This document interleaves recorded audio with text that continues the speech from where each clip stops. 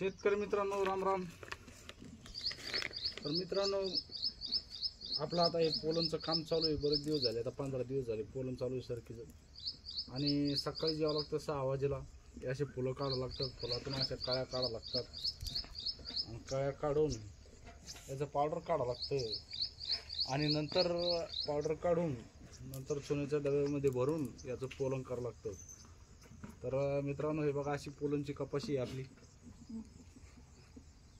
बघा कशी येतं मित्रांनो। कष्ट भरपूर याच्यामध्ये, कष्ट भरपूर आहे। सकाळी जेव्हा लागते बघा, सगळं वल्ल चिम झालं मी सकाळी वदाडामध्ये येऊन हे फुलं काढा लागते, तर इतके फुलं काढलेली बघू शकता तुम्ही। 2 टप फुलं काढले, एवढे टप लागतात आपल्याला, जवळपास 1000 फुलं असतील, एवढे फुलं आपल्याला रोजचे लागत आहे।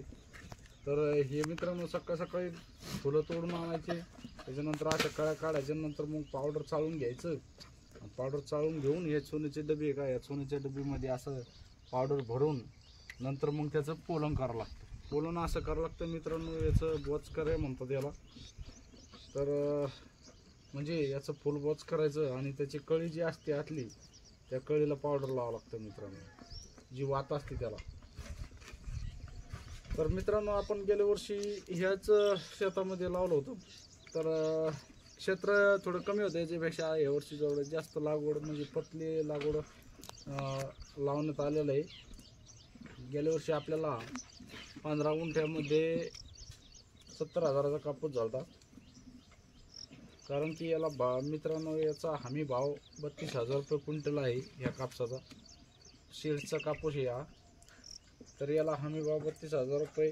आणि आपल्याला ह्या 30 गुंठ्यामध्ये मित्रांनो आजच्या म्हणजे 2023 मध्ये आपल्याला 12 क्विंटल कापूस झाला होता, हा साधा कापूस। तर त्याचे 12 क्विंटलचे आपल्याला पूर्ण शेतामधले 70,000 रुपये आलेले, आणि हे गेल्या वर्षी 15 गुंठ्यामधले आपल्याला 70,000 रुपये आलेले। त्याच्यामुळे मित्रांनो आहे थोडे कष्ट आहे याच्यामध्ये, पण इन्कम चांगल्यापैकी आहे। बाकी तुम्ही याच्यामध्ये डिसेंबर जानेवारीच्या नंतर परत एक पीक काढू शकतात, कोणतं गहू, हरभरा, ज्वारी, कोणतं गहू आहे ना, एक डबल पीक काढू शकतात, कारण की याचा कालावधी फक्त डिसेंबर जानेवारीपर्यंतच आहे। डिसेंबर जानेवारीच्या नंतर हे पहाडी उपटून समजा त्याच्यामध्ये आपण दुसरं कोणतंही पीक घेऊ शकतो। त्याच्यामुळं हे लॉंग कारण की कसं आहे मित्रांनो, शेतकऱ्याला आता शेती करायची म्हणलं तर डोक्यानंच करावं लागणार आहे, कारण की कसं आहे हिशोबाना विचार करून जर शेती केली तरच शेती परवडणार आहे।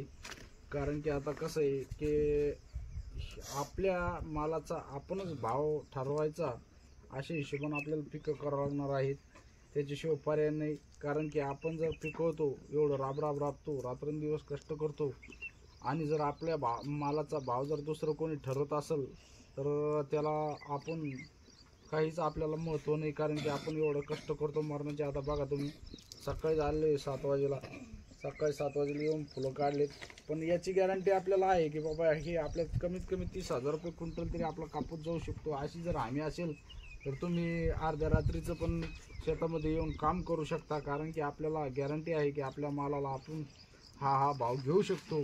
पण आजकाल विषय असा झाला मित्रांनो, बाकीच्या मालाला तुम्ही विचार करा, सोयाबीन असली तुमची, कापूस असला, कोणताही हरभरा असला, तर त्याला आपल्या हातचा भाव नाही आहे, त्याला समोरचं सरकार ठरवणार आणि त्या हिशोबाने आपल्याला भाव देणार आहे। त्याच्यामुळे मित्रांनो सतर्क व्हा, सावधान व्हा, आणि सावध होऊन असे काहीतरी प्रयोग शेतीमध्ये करा की जेणेकरून आपल्याला त्याच्यामधून इन्कम कमी जागेमध्ये, कमी शेतीमध्ये इन्कम जास्त भेटल, अशा पद्धतीने शेती करण्याचा प्रयत्न करा मित्रांनो। कारण की माझ्याकडे 1 एकर शेती आहे, आणि 2 वर्षापासून, गेल्या वर्षीपासून मला बराच काही याच्यामध्ये फरक पडलेला आहे मित्रांनो। कारण की ज्या शेतामध्ये मला 60,000 ते 70,000चा माल होता, त्या शेतामध्ये मला जवळपास 1.5 लाखापर्यंत गेल्या वर्षी 1 एकरमध्ये पूर्ण माल झालेला आहे मित्रांनो। विचार करतो मला, जर असे जर काही जर आपण व्यवस्थित जर हिशोबानं जर शेती केली आणि जर दाम दुप्पट भेटत असले तर आपल्याला काय अडचण आहे. कष्ट तर कुठंतरी करावंच लागणार ना आपल्याला.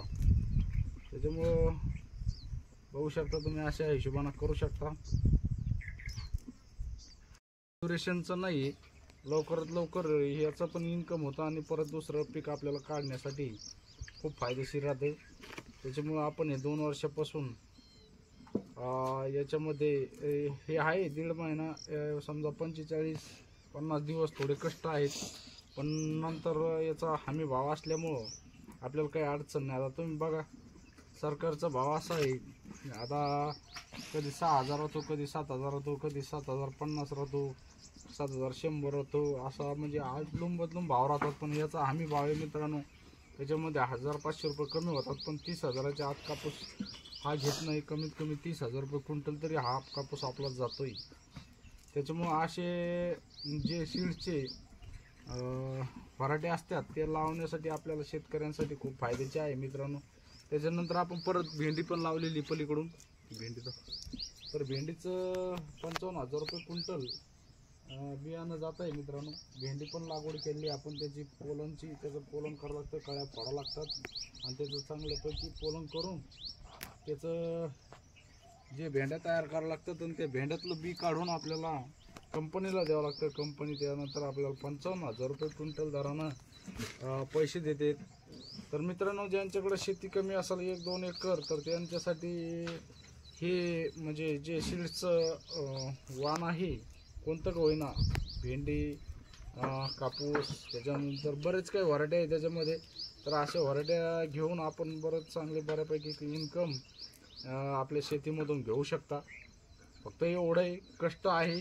कष्ट जर तुम्हाला कुठंतरी करावंच लागणार, कष्टाशिवाय पर्याय नाही. कष्ट जर नाही करायचं म्हणलं तर आपल्याला कुठंच काही भेटणार नाही मित्रांनो. त्याच्यामुळे याच्यामध्ये थोडे 1-1.5 महिना कष्ट आहे, पण मस्त आहे. कारण की याच्यामध्ये भाव चांगला आहे आणि भाव चांगला असल्यामुळं आपल्याला कुठलीही अडचण येत नाही. कारण की एकच हमी भाव असतो आपल्या, हे दुसऱ्या मालासारखं नाही. आता बघा तुम्ही सोयाबीन निघायचा टाईम आणि आता 3,000 रुपये सोयाबीन चाललेला आहे मित्रांनो.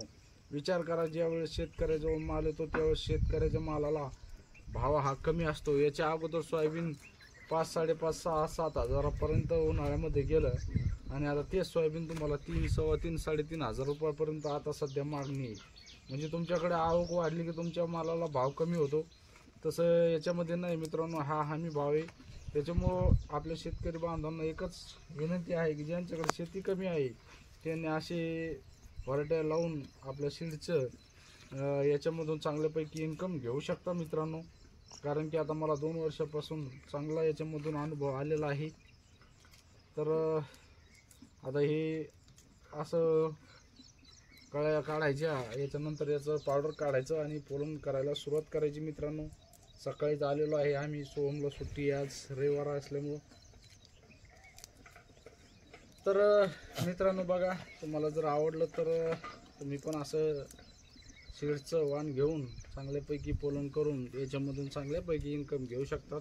बघा आपली कपाशी कधी कमेंटमध्ये नक्की सांगा. कपाशीला जवळपास आता किती बोंडा असतील अंदाजी तुमच्या हिशोबानं सांगा, कमेंट करा. कमेंट करून नक्की सांगा मित्रांनो कसं काय आपली कपाशीचं वाण, क्वालिटी कसं काय आणि कमीत कमी किती बोंडा असतील हे तुम्ही कमेंटमध्ये नक्की सांगा. व्हिडिओ आवडल्यास व्हिडिओला लाईक करा, नवीन असेल तर चॅनलला सबस्क्राईब करा.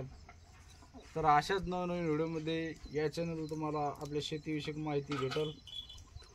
सबस्क्राईब नसेल केलं तर सबस्क्राईब करून घ्या मित्रांनो. भेटू अशाच. जय जवान, जय किसान, जय हिंद, जय